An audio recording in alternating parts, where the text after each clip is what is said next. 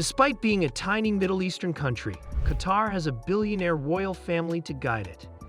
The Al Thani family, one of the oldest and wealthiest dynasties still in existence today, has an endless supply of money to purchase everything they desire. We'll examine the opulent way of life of Qatar's royal family in today's episode.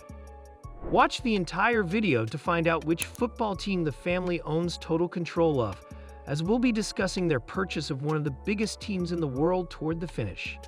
Situated in the northeastern region of the Arabian Peninsula, the state of Qatar shares a southern land boundary with Saudi Arabia. The remainder of the country is surrounded by the Persian Gulf. While Qatar is mostly a desert, its economy and development are currently booming with growth in recent times.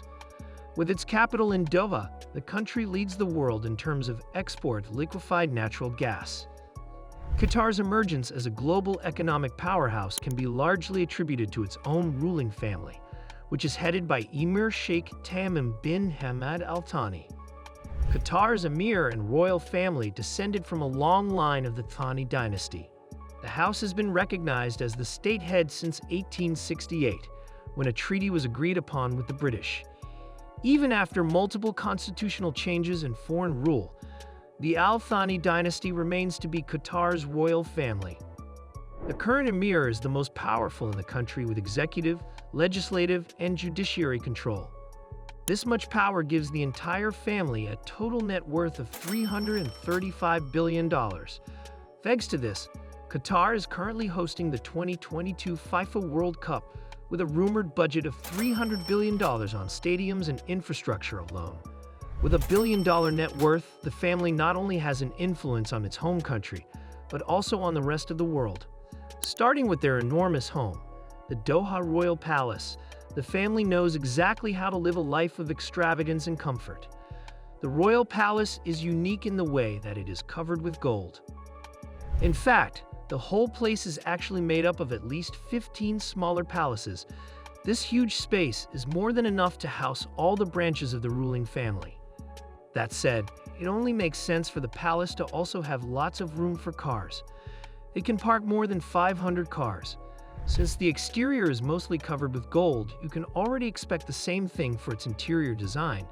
We'll never really know for sure what lies behind the palace's closed doors because it remains off-limits to the rest of the world. All we can really say for now is that the interior is expected to hold hundreds of expensive pieces of furniture, tons of luxurious rooms.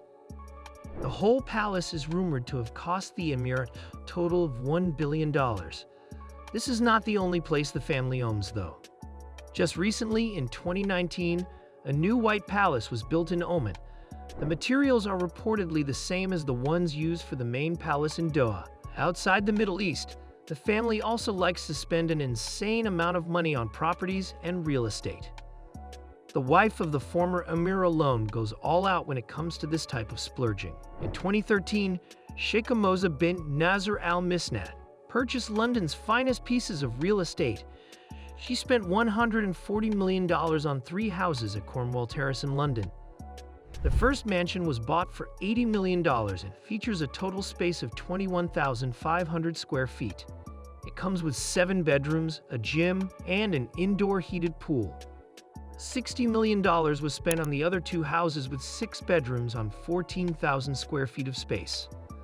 The royal family is believed to have plans to convert the 3 mansions into a mega mansion with a total of 17 bedrooms and separate rooms for entertainment and leisure.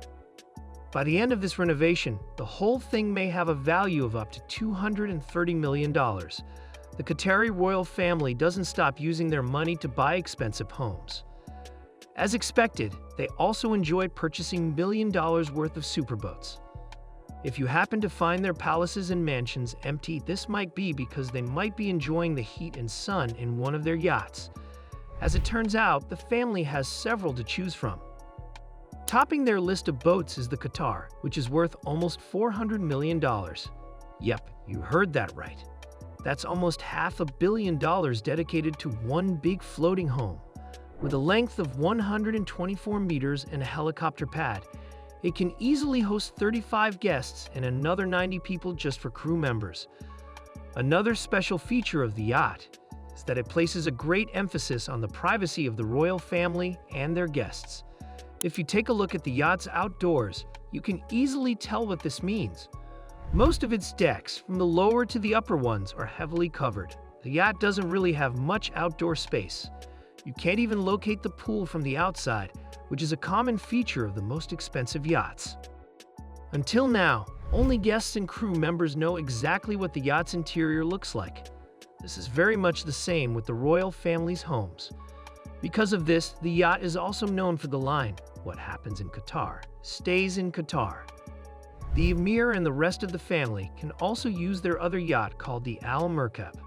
This super yacht was actually named one of the finest ones for the year 2008. Despite the latest edition of the Qatar, the family continues to use the Al Merkab for smaller occasions. While it may not be as decorated as the Qatar, you can still expect the Al Merkab to have luxurious rooms, lounges, and leisure amenities. The royal family also likes to go the extra mile on their plane rides. This means they also own some of the most expensive private jets in the world. While luxurious planes are already common for the rich, the Qatari royal family takes it a step further. In 1977, it built an entire airline just for its personal use. This is called the Qatar Emirate Flight, which flies family members to wherever they want. Its service also extended to other high-ranking government officials of Qatar. Currently, the family now has at least 14 planes at their disposal. This includes several Airbus A300 and 4300s, with a total range value of $300 million to $500 million. The family also owns 3 Boeing 747-8, which cost them more than $400 million per plane. While the exact specifications remain unknown to the rest of the world, it's already expected that each one has all the luxury features you can imagine for a private jet. A country's ruling family's lifestyle wouldn't be complete without a mention of their expensive car collection. Like most billionaires, the Qatari royal family likes to ride in style, with a car garage that can fit 500 cars for their main palace in Doha. The family owns a fine collection that any collector would surely love to have. One of their fanciest cars is the Bugatti Chiron, which is currently the fastest car today. It can drive up to a maximum of 482 kilometers per hour. The family also has several Bugatti Divots, with a value of more than $5 million per car. The price is even higher in reality because family members opted to upgrade a lot of its features and specifications. One family member was seen driving this car in London after he brought the vehicle to the UK from Qatar with his Lamborghini Sian FKP37 and Ferrari Monza SP2. Aside from this, the Al Thani family also owns another Bugatti, the Veyron model, and other cars like the Lamborghini Centenario, the Mercedes-AMG 6X6, the Rolls-Royce Phantom, and more. Perhaps the biggest obsession of the royal family is their insane passion for sports. In recent years, Qatar has hosted several international sports events and competitions, like the 2006 Asian Games and the 2015 AIBA World Boxing Championships. The family's interest in sports is even highlighted in their love for the game of football. As you guys know, Qatar is currently hosting the World Cup. What do you think about the insane lifestyle of Qatar's very own royal family? Let us know in the comments below.